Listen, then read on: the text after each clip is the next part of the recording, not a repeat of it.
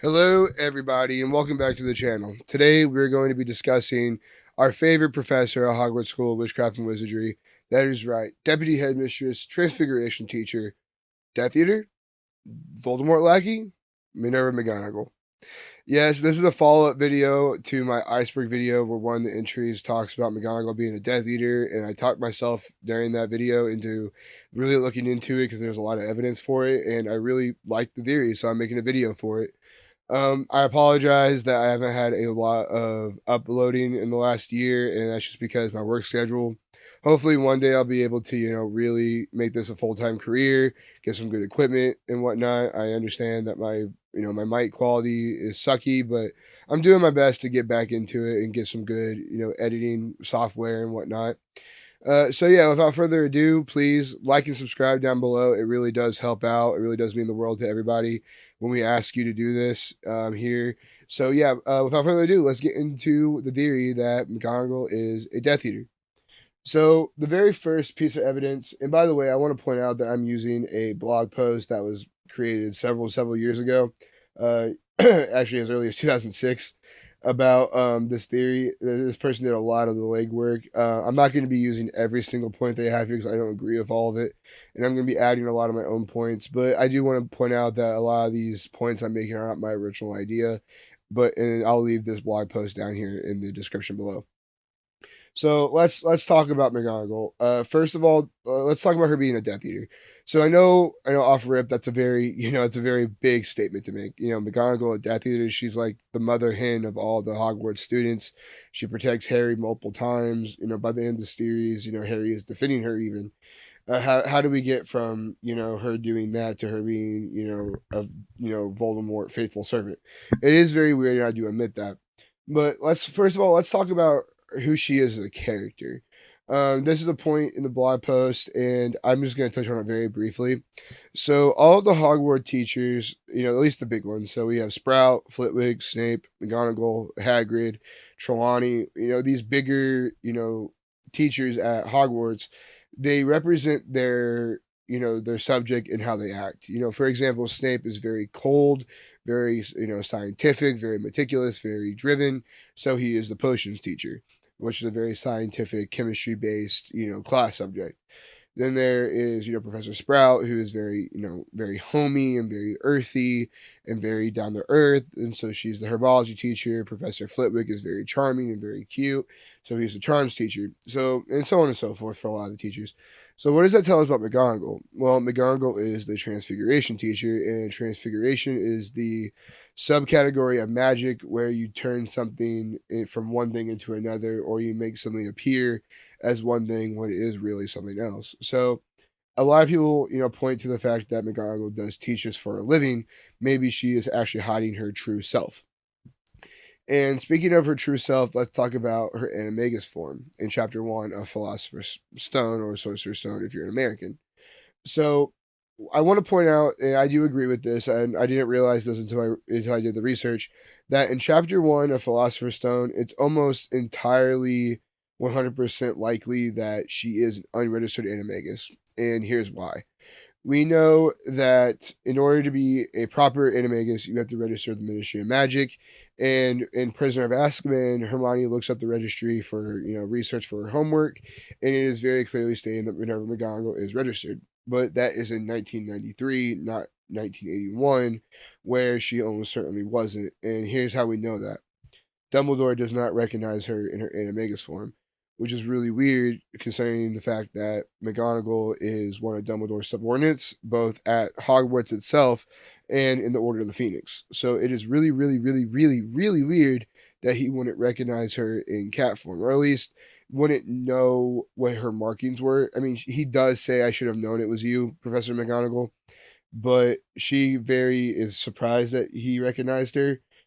So that just tells me that he has never seen her in Omega's form, which look, a lot of this stuff up until we get into Goblet of Fire is not concrete evidence that she's a Death Eater, but it's very circumstantial. But I think the first three books, if you look at the writing process and you were to discover in in Half Blood Prince or in Deathly Hallows that McGonagall was in fact a Death Eater, if you went back and looked at the stuff from the earlier books, it would make sense. So let's talk about the night at Privet Drive where, McGonagall is talking to Dumbledore about everything going on in the wizarding world.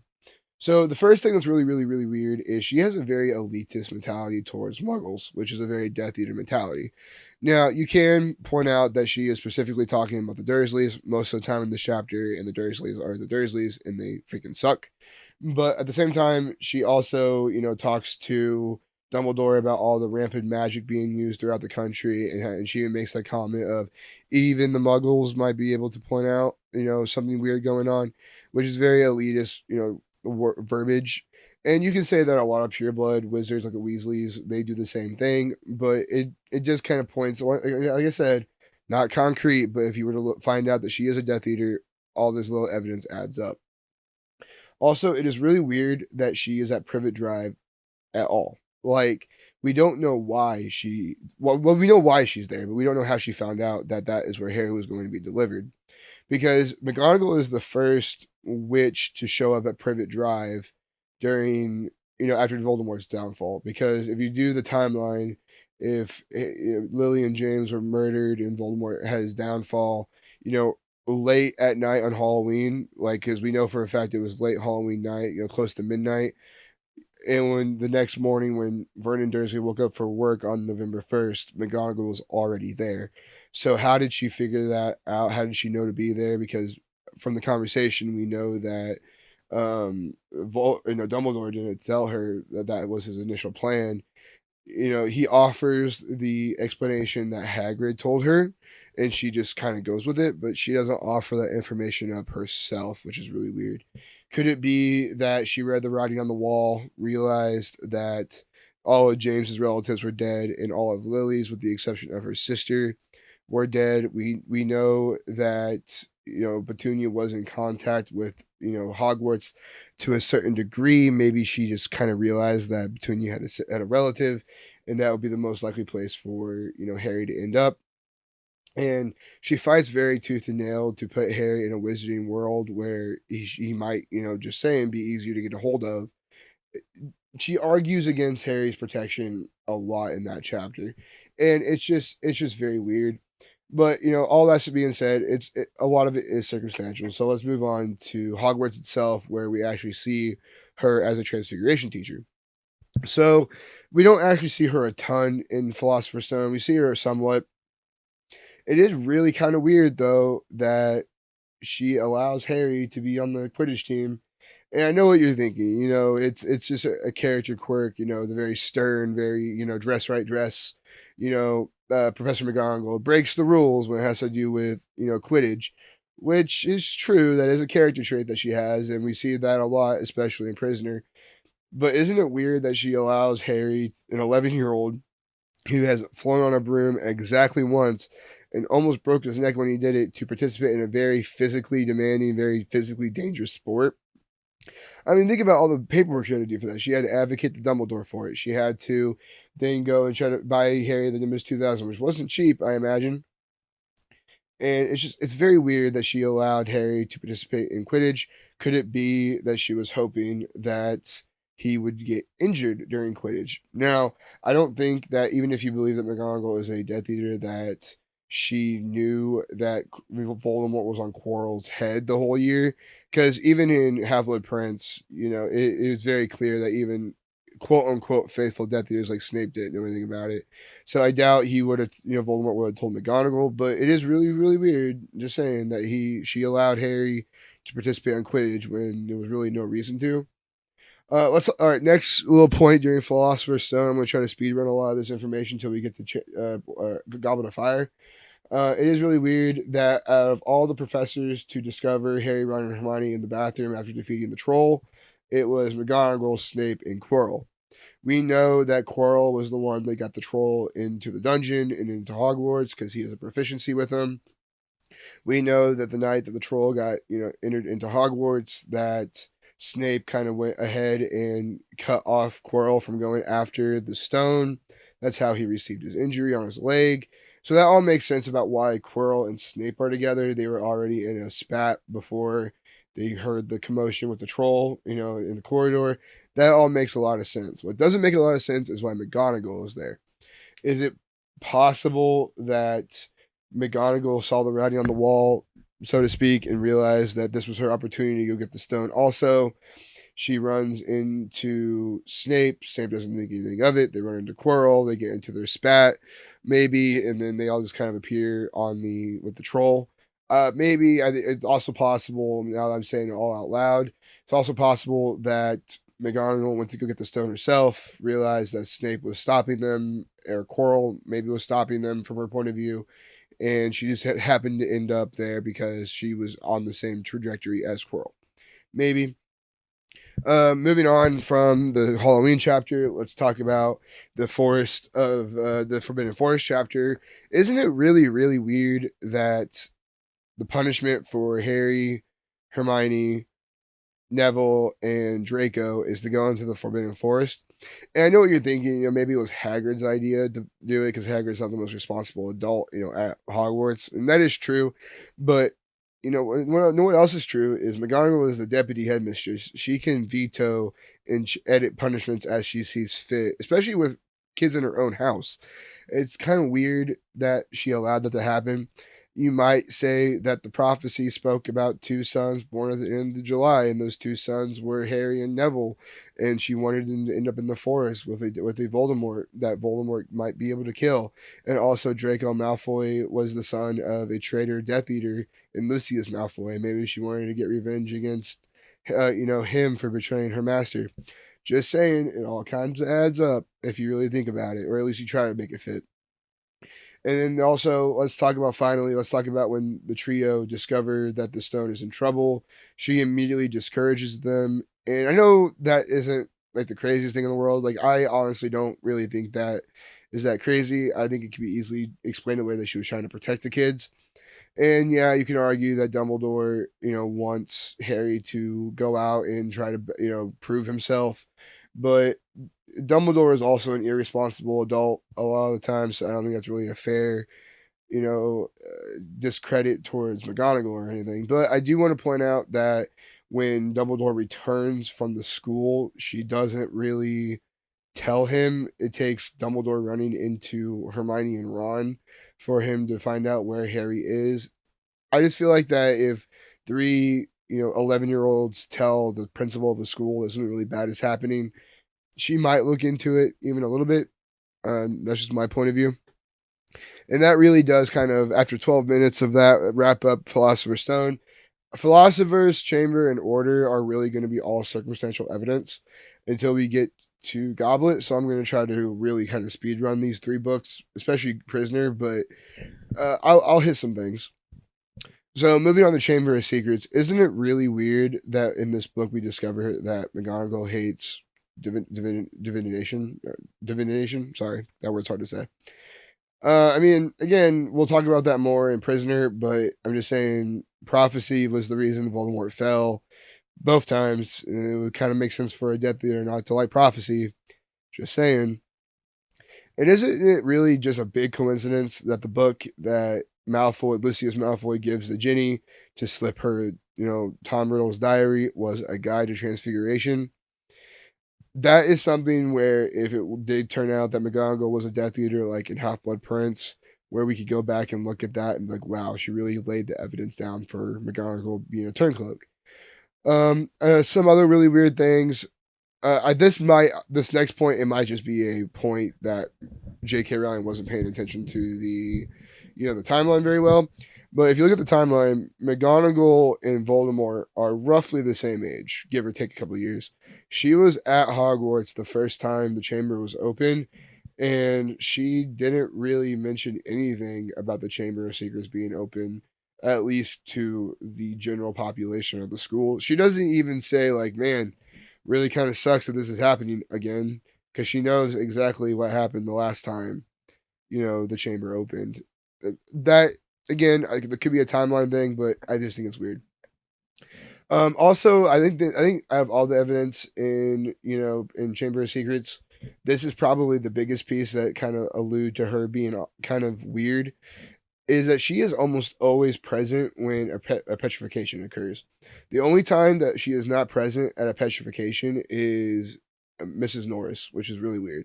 Because if you think about it, when Colin is brought up to the hospital wing, she's there. She wasn't the one that allegedly discovered Colin, it was Dumbledore. But it is really weird that she appeared with Colin. I don't think Dumbledore summoned her or anything to help him with anything. Dumbledore doesn't need help to move a 11-year-old body up a couple of flights of stairs. It's just kind of weird. She is also almost immediately present when Nearly Headless Nick and Justin Fletchley are petrified. Peeves is the first one there, but when Peeves starts making those loud noises, McGonagall is the very first one to appear. It's really weird that when she's acting headmistress and Ginny gets dragged down to the chamber, it is Professor McGonagall that discovers the writing on the wall. That out of all the evidence in Chamber of Secrets, that is the one that I look at it and I'm just like, man, she is either super lucky or she knew where these attacks were going to take place. It's also really weird that if you really think about it, McGonagall was the one that gained the most during the time at Hogwarts when it was on lockdown after Dumbledore sacked. Because if you think about it, Lucius Malfoy, what he gained out of if the attack was successful, what he gained was Mr. Weasley being labeled an anti-Muggleborn person, and all of his laws would be discredited, and that would be a win in Lucius Malfoy's book. But also, if you think about it, Minerva McGonagall became acting headmistress in Dumbledore's absence. And Draco Malfoy does say to Snape that, it would be really nice if Snape became headmaster and after, the official decree was made. But if you believe in the theory that, McGonagall is a Death Eater, then maybe Lucius Malfoy really wanted McGonagall to be the next headmistress, that way it'd be that much easier to take over Hogwarts when, if Voldemort came over, or even just to give him a leg up in the community. And, finally, the last little bit of evidence, I don't really, agree with this one all that much, but at the end of the book, when Harry and Ron get back from the chamber, McGonagall is sitting there with Dumbledore and the Weasleys, and as she's leaving the room, McGonagall says, "I'll leave you to deal with Potter and Weasley." She says that to Dumbledore, kind of assuming that he's going to punish them in some way, shape, or form. It is really weird. I don't think so. I think that one might just be McGonagall possibly being a firm, fair, and consistent person. But maybe not. We'll see. Let's move on to Prisoner of Azkaban. Now, the blog entry here that I'm going off of for all my points does not really have a lot of evidence in Prisoner, which makes sense. Prisoner of Azkaban does not have a specific Voldemort plot. It's more of a bridge to Goblet of Fire, where the plot really takes off. But I will point out, it is really weird that in the Marauders Map chapter, where we find out the alleged truth of Sirius Black, that it is Fudge, mainly Fudge, but also McGonagall telling that story about Sirius and what happened with the Potters and the supposed betrayal, because Flitwick is only really there to expose about the Fidelius charm, and Hagrid and Madame Rose Murder are the audience for Fudge and McGonagall's story. So but it is really weird that of everybody at Hogwarts, that McGonagall and I guess Dumbledore are the only two that really knew the story before Sirius's escape from Azkaban. Could it be that she knew that Sirius wasn't actually a Death Eater and was just trying to, figure out the story the best she could? That way she could live up to her cover. It's possible. Also, it's really, really, really weird, again, that she hates, Trelawney and divination that much. That is something that I'll never get over, is how much she hates that subject. And you can say it's just because it's a very, loose subject, and McGonagall, just like Hermione, is very, scientific and matter of fact. But it is, I don't know, it's just really, really weird. All right, so moving on from Prisoner, let's get to the good stuff. Let's talk about Goblet of Fire, where the evidence doesn't go from circumstantial to, if one line was added to the end of the Goblet of Fire, it would make all the sense in the world that McGonagall was a Death Eater. So McGonagall doesn't have a lot of things to do up until the point that Harry's name comes out of the goblet. So when Harry in the Four Champions chapter goes back and meets with the other three champions and all the headmistresses and masters and teachers and government officials and whatnot, almost everybody has an opinion about Harry competing.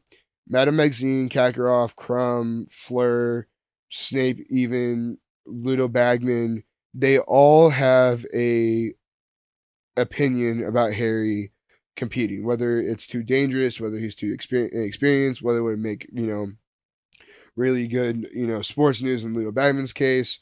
It is really strange. The only two people that don't put their 2 cents in about Harry specifically competing is Barty Crouch Sr. as well as McGonagall. Now, Barty Crouch Jr. puts in his 2 cents saying that, maybe somebody wants, Harry to get injured, but McGonagall doesn't. And that's really strange to me. The only time McGonagall pipes up during that entire interaction is when, it's being justified that maybe Dumbledore messed up his age line. McGonagall immediately shut it down. That's the only thing that she said. My point being is, why is McGonagall in that scene at all if she doesn't add anything to the scene? And I think what she could be adding, is the fact that she is part of the plan to put Harry's name in the Goblet of Fire. It's really, really weird also how much Harry kind of gets help from Barty Crouch Jr., and that's the big plot twist, is that everything in the Triwizard Tournament was being held by Barty Crouch Jr., but also McGonagall has her part to play in getting Harry through the tournament also. If you think about it, during the first task, before the first task begins, it's really weird that McGonagall doesn't help Harry, and that's really weird because we know McGonagall has helped Harry in the past with like Quidditch. She's given him time off of assignments. She's given him extra time to practice. She bought him the Dimbus 2000 and got him on the team in the first place. So why wouldn't McGonagall want to help Harry with the Triwizard? Why not cheat like Kakarot and Maxine did? Well, it could be theorized that McGonagall doesn't want to give Harry the idea that she is putting her foot too far forward. Also, but by that same token, at the end of the first task, it is Barty Crouch Jr. and McGonagall congratulating Harry on his success against the Hungarian Horntail. Specifically, it says that McGonagall and Hagrid and Moody were beaming, at Harry during that time. Just saying, kind of weird, but doesn't point to anything just yet. After the second task, or before the second task, it's McGonagall that gives Harry authorization to use the restricted section of the library. So you could be saying that maybe she really wants Harry to, get through the second task. Also, I just really realized something. I just brain surged. Maybe the reason she didn't help out Harry with the first task is because Barty Crouch Jr. and McGonagall were working together, and they didn't want to seem like they were giving Harry too much of a push. So Barty Crouch Jr. was assigned to help out Harry with the first task, and McGonagall, if you believe she's a Death Eater and trying to get Harry to the third task, was helping out Harry get to the second task because like I just said, Harry was given permission by McGonagall to use the restricted section to study for the second task, and also it was McGonagall and Moody that were talking very, very loudly in front of Dobby about Gillyweed to help Harry get through the second task. I like that. I like that a lot. I think that makes a lot of sense. Also, before the third task, McGonagall gives Harry permission to use her classroom to practice spells. Not a big deal, but it's there. It's there that she was helping him again. Also, Mad Eye Moody, i.e., Barty Crouch Jr., was outside the maze patrolling. They had plenty of teachers outside the maze, basically there as a safety net, as a referee if the champions got in too much trouble. But Barty Crouch Jr. admitted that he was using that time to, blast obstacles out of Harry's way. Maybe McGonagall was also. And then, so we get Harry to the third task. Through the end of the third task, him and Cedric touch the cup. They get zipped away.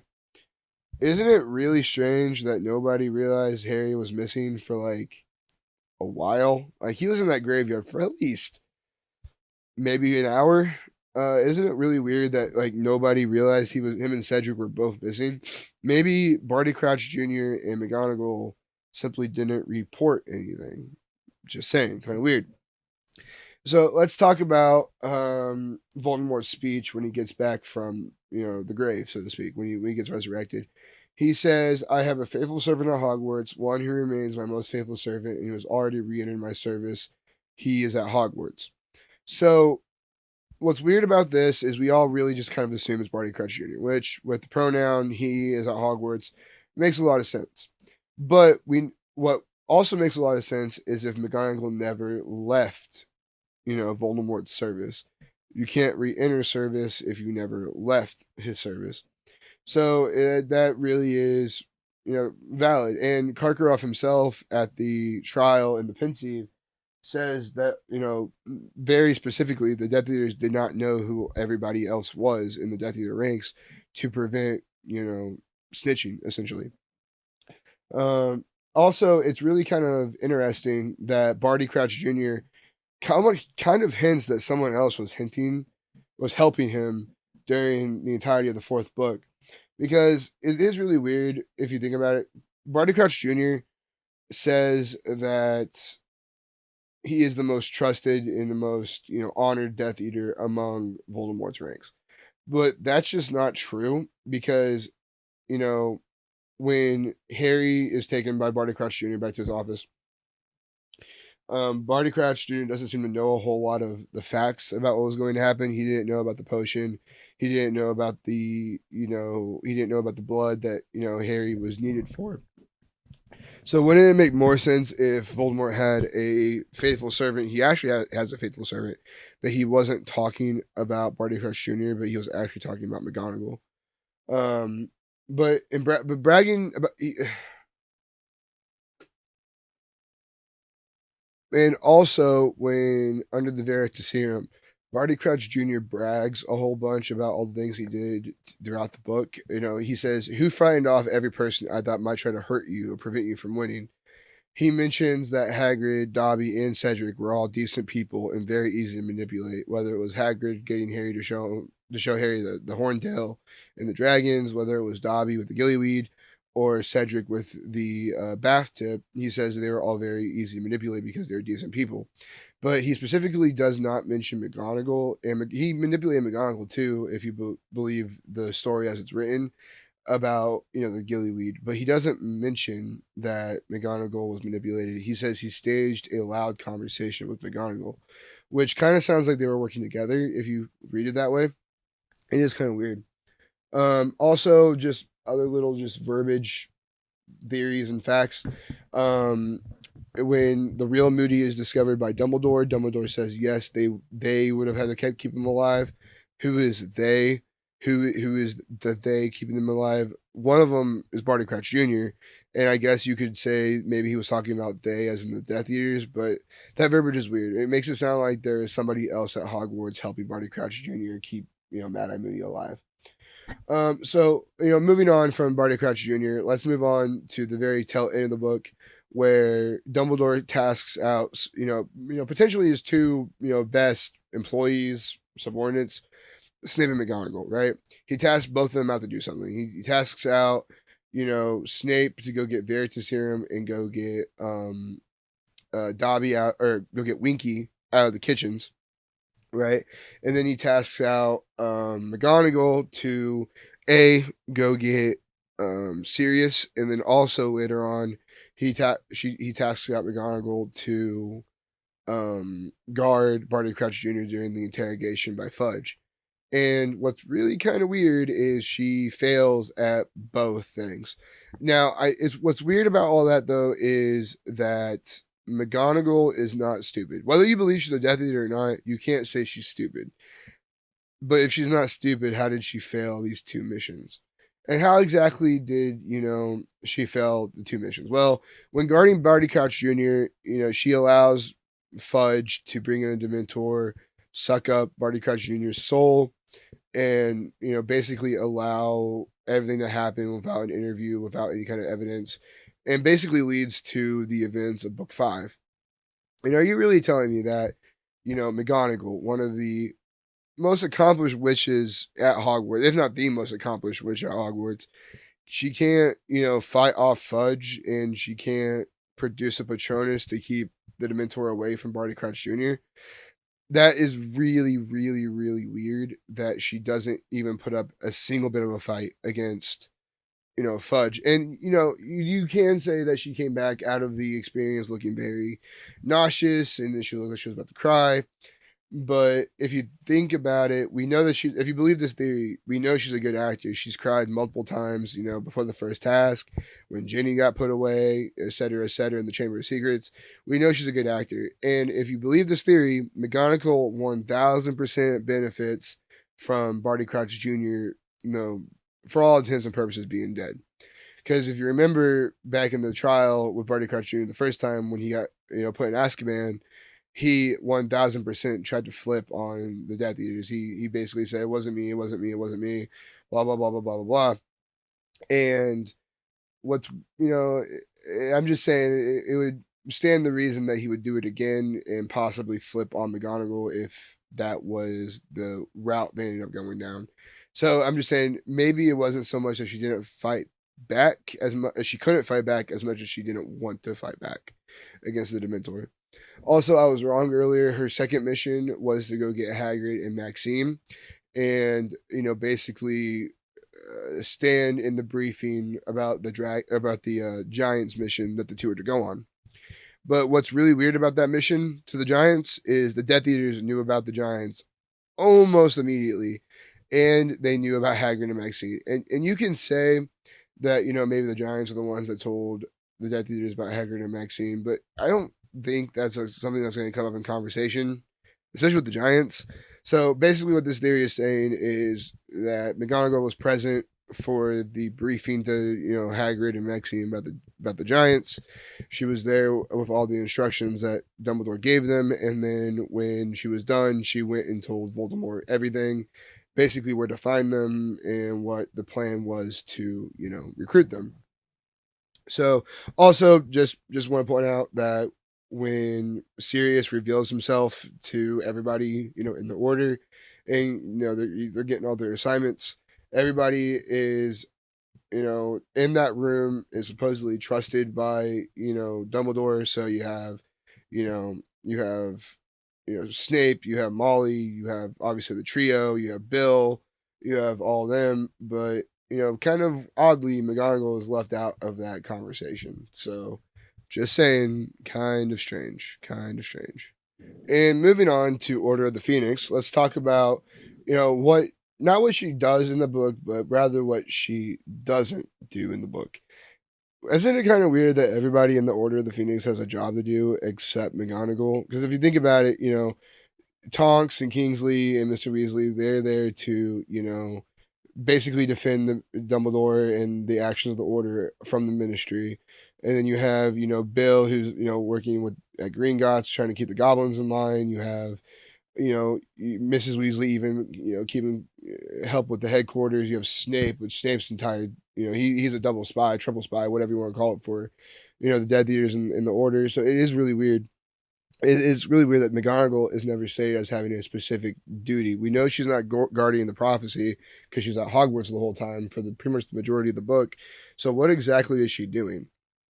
And I think that McGonagall, if you believe that she's a Death Eater theory, is she is, holding up the Order by doing nothing. She is not actively fighting against the Death Eaters. And the one thing that you can say that she did do to help out the Death Eaters, though, is somebody told Voldemort that Harry was having visions about the snake. Somebody told him that. Now, we thought maybe it was Creature. We thought maybe, Creature, he is the one that goes and tells, the Malfoys and Bellatrix Lestrange everything, and, ipso facto, he tells Voldemort everything. But what's really weird about that entire interaction, I guess, is that we don't know that for a fact. Creature never admits to what specifically he told, the Death Eaters. All that was told is that all that he told the Death Eaters was that Harry and Sirius saw each other as like a son slash brother, father figure in each other's life and whatnot. And we know for a fact that Creature can't tell, the Death Eater's secrets about the Order. And I feel like the visions that Harry was having is a secret of the Order. So if Creature wasn't the one that told Voldemort about the mission, about, the visions, who did?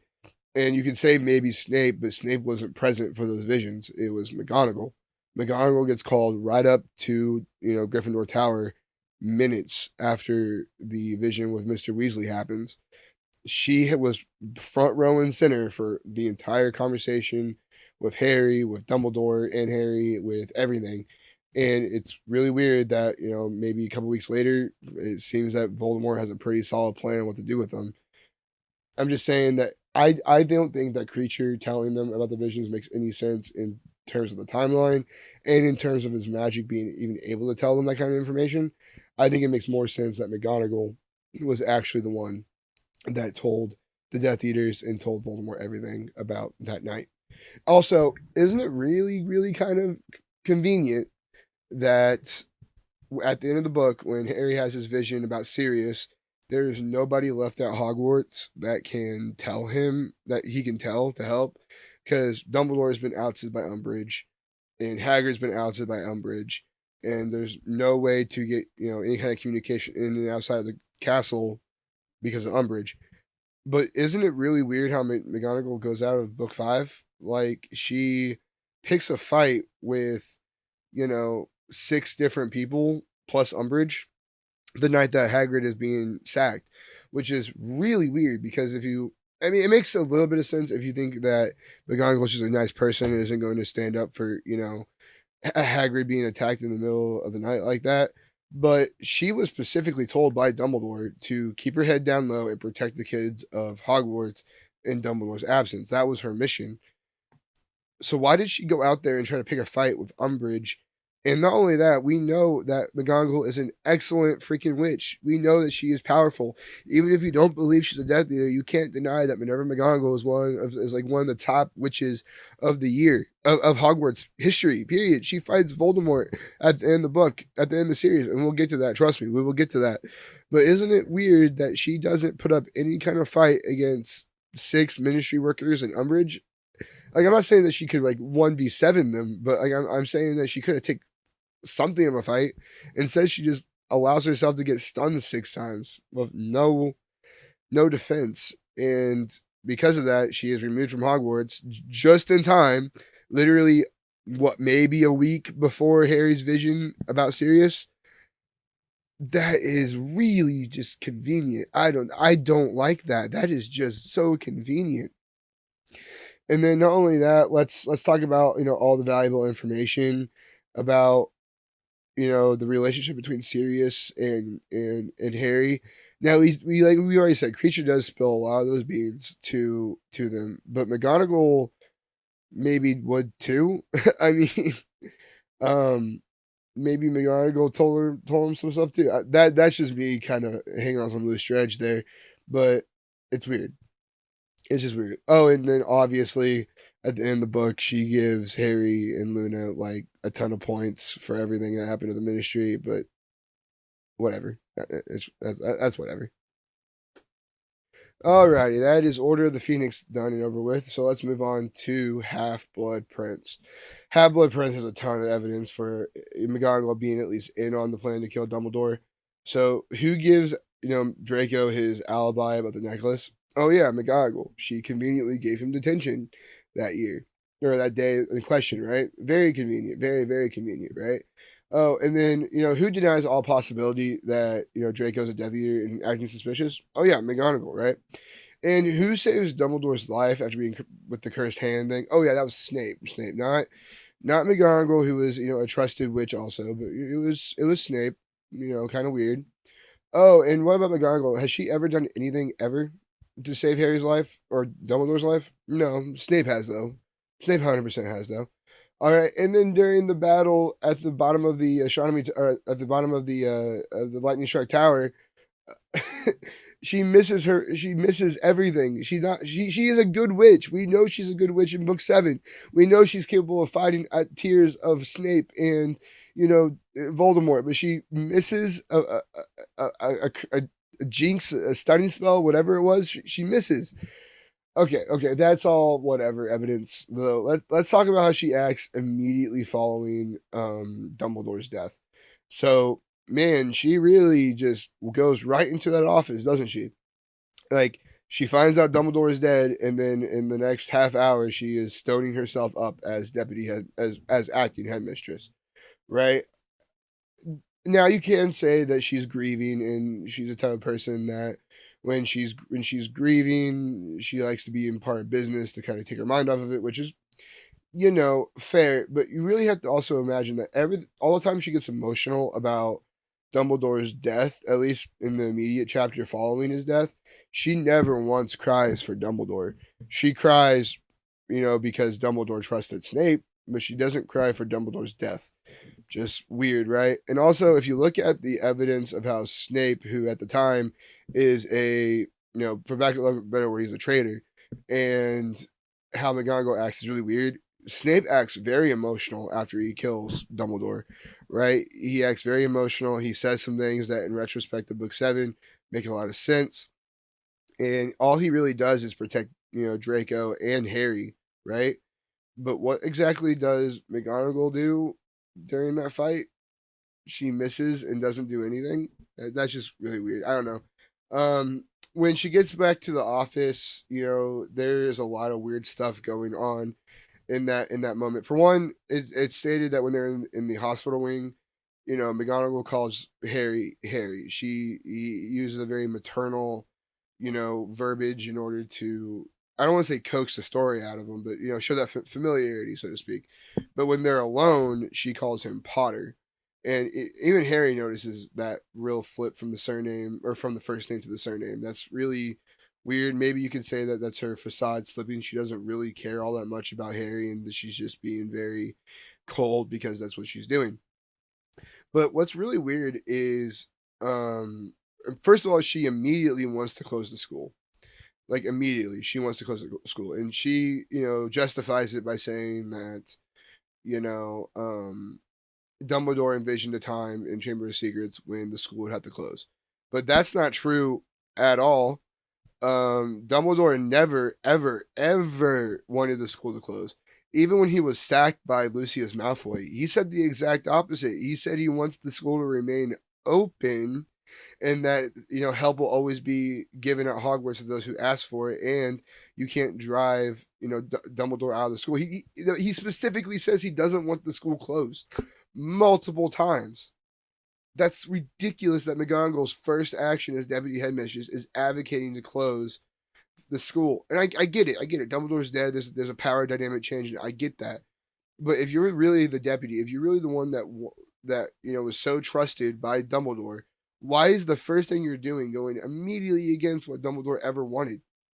That's really weird. And let's talk about how she treats Harry, when they're alone. She interrogates Harry like tooth and nail, like hardcore. She wants to know exactly what him and Dumbledore were doing that night. And when Harry says no, she gets mad. That's when she starts using Potter for the surname to address him. It's really weird.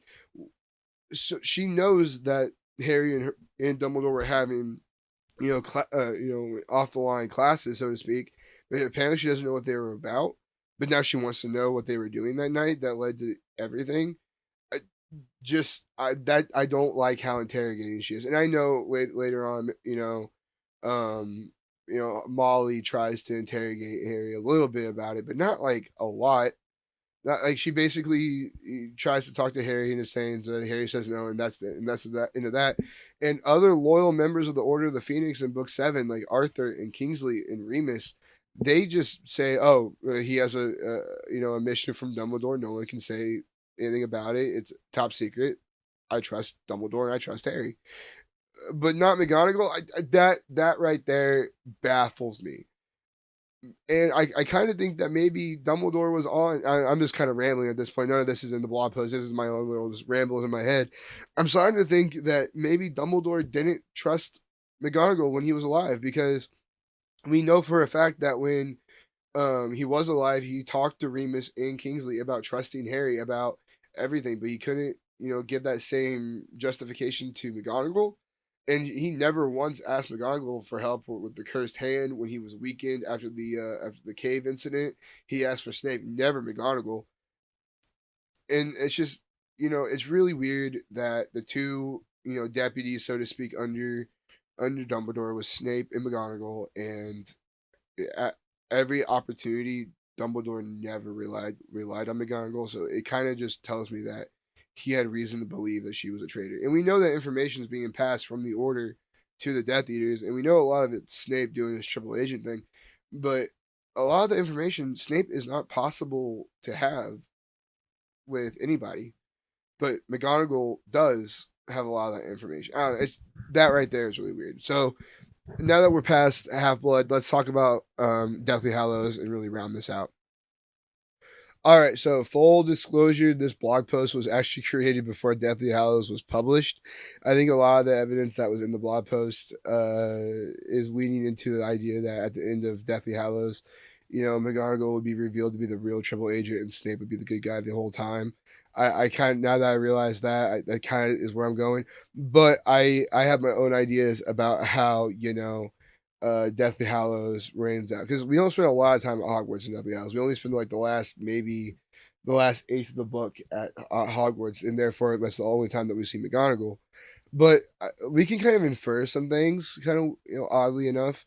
So for one, when Ginny and Neville and Luna get captured, get caught trying to steal the sword of Gryffindor, why doesn't McGonagall, go to bat for him? And I know what you mean, like um, she's in a lose lose situation. If she doesn't do anything, then the kids can get punished. If she does do something, then she can get fired or put in Azkaban as a traitor.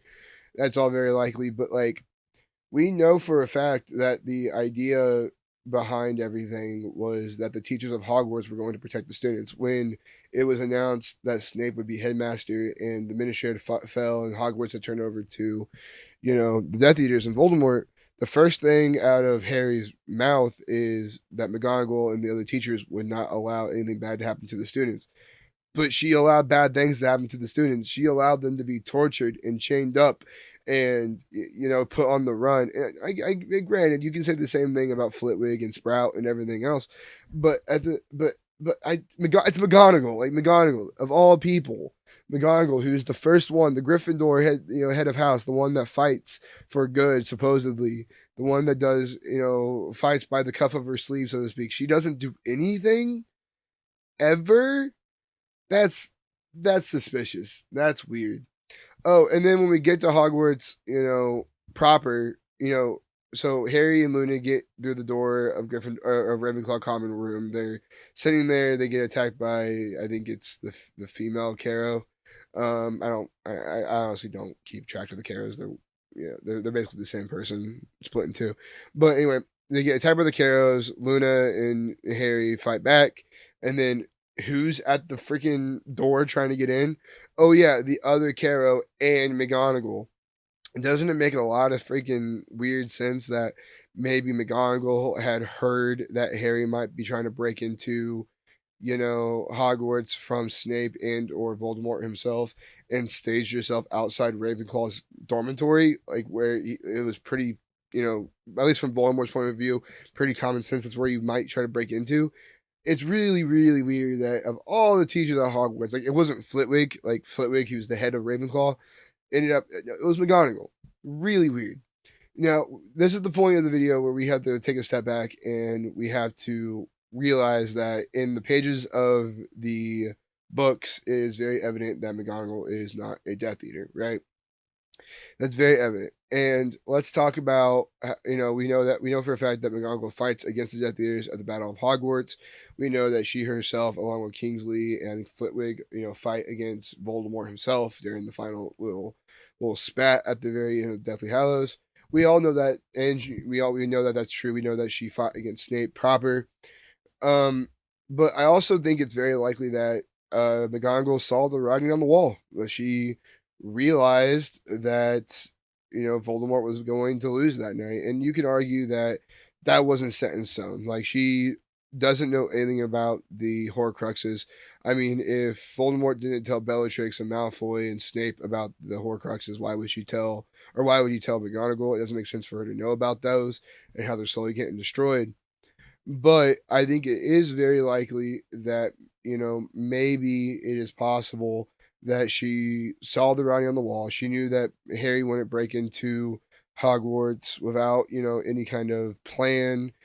She saw, the students that already graduated. She'd say the Order of the Phoenix, Dumbledore's army, the current students of Hogwarts who were old enough, getting ready to fight. She read that writing on the wall, and she realized it was time for her to put all of her eggs in a different basket. At least in my opinion. I know that's kind of a weak theory. I guess if you really want to tie it back into an idea, you could say that maybe Voldemort didn't tell her about the Horcruxes, but maybe maybe Dumbledore hinted at it. Maybe Dumbledore gave her an idea, and that's why she was so dead set on interrogating Harry the night of Dumbledore's death, is to get confirmation about them. Maybe you could argue that, but anyway, let's try to make all this make sense. So she reads the writing on the wall, and she acts as the head of the defense of Hogwarts, as the deputy headmistress. She kicks out Snape. She fights hardcore against the Death Eaters, and in order for this theory to be true, you have to believe that most Death Eaters did not know that McGonagall was a traitor to the Order of the Phoenix, because they actively were fighting back against her the whole time. I don't think that's a crazy idea to say that nobody knew that she was a member of the Death Eaters, like from within the ranks of the Death Eaters anyway.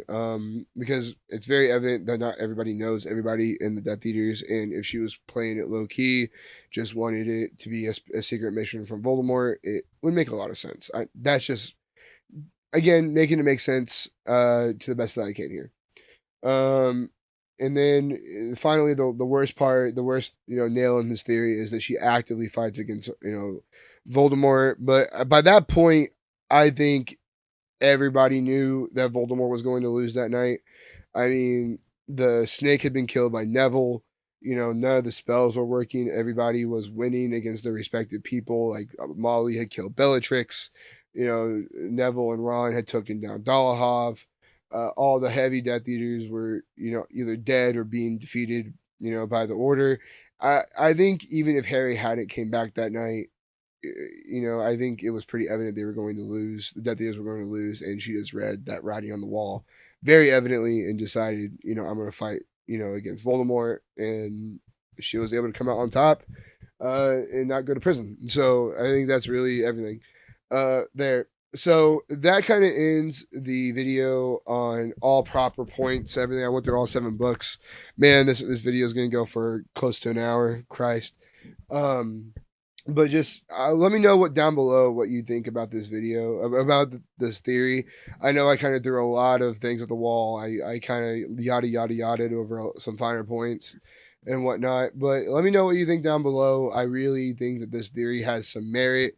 I think there's some, if you really, if I wanted to make this like a 2-hour, 3-hour video, I really could, deciphering every little movement she made. But I really think that I covered the broad strokes here. So yeah, let me know for sure down below what you think. Please, everyone, like and subscribe. I'm doing my best with what I got here in terms of the equipment that I'm working with. I'm sorry if the audio quality sucks. I'm doing the best of what I got.